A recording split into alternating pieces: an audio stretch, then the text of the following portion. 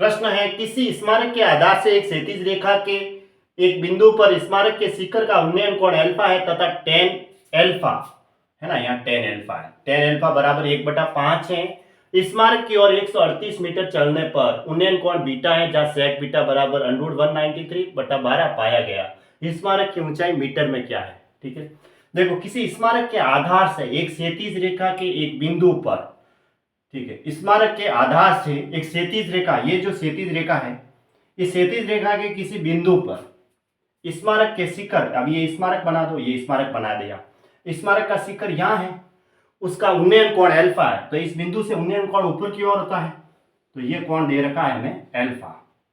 ठीक है, तथा टेन अल्फा बराबर क्या है? टेन अल्फा बराबर दे रखा है 1/5। स्मारक की ओर 138 मीटर चलने पर, अब स्मारक की ओर 138 मीटर चलते हैं, ये लो 138 मीटर, उन्नयन कोण बीटा है। अब ये जो उन्नयन कोण है वो बीटा हो गया, जहां सेक बीटा बराबर हमें दे रखा है, क्या दे रखा है? √ में 193/12।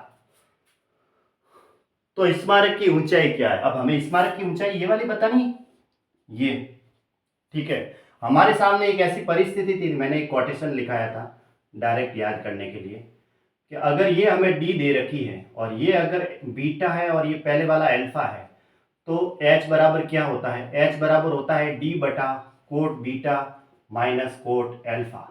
डायरेक्ट ये तरीका बताया था, ये तरीका है ना, आगे वाला अल्फा और दूसरे वाला बीटा। अब यहाँ पे ये अल्फा दे रखा है और ये बीटा है, बस थोड़ा सा फर्क है, मैं स्टार्टिंग में आगे वाले को अल्फा लिखता हूँ और बाद वाले को बीटा, क्योंकि स्मारक के नजदीक है, इसलिए H बराबर D/कोट बीटा, मतलब कोट बीटा में से कोट अल्फा घटाएंगे तो हमें H बराबर D/कोट बीटा माइनस कोट अल्फा, तो हमें यह हाइट मिलेगी। ठीक है, तो अब यहाँ पे इसने ये अल्फा दिया है और ये बीटा दिया है, तरीका तो वही है।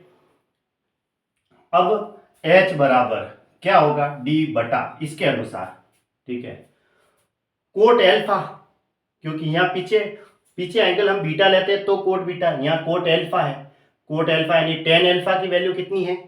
1/5, तो कोट अल्फा की वैल्यू क्या होगी? टेन अल्फा की उल्टी होगी, यानी कि 5/1 माइनस, अब लूंगा मैं कोट बीटा, कोट बीटा, जबकि हमें सेक बीटा दे रखा है। ठीक है, तो मुझे कोट बीटा चाहिए, सेक थीटा बराबर होता है कर्ण बटा आधार, क्यों?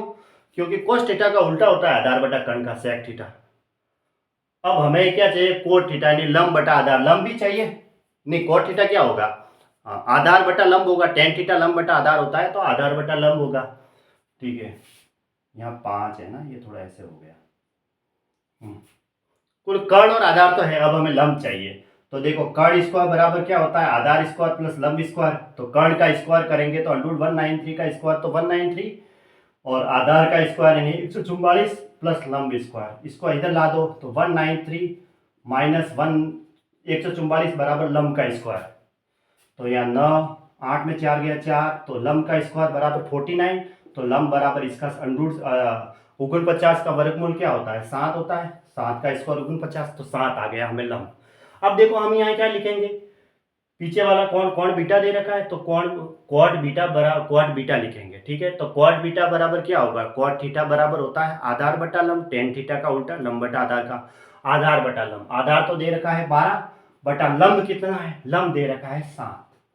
बस अब डी इसकी वैल्यू रख दो 138 बटा, अब नीचे क्या है? 7 में एलसीएम ले लेता हूँ, तो 7 × 5 = 35 माइनस 12, 7 ऊपर चला जाएगा, H बराबर 138 गुणा 7 बटा 35 में से 12 घटा दो तो 23 को, ठीक है, तो ये 6 बार कट रहा है ना, तो 7 × 42, तो 42 मीटर इसका आंसर हो गया। क्या हो गया? 42 मीटर इसकी हाइट आ गई, 42 मीटर, यानी कि ऑप्शन सी सही है।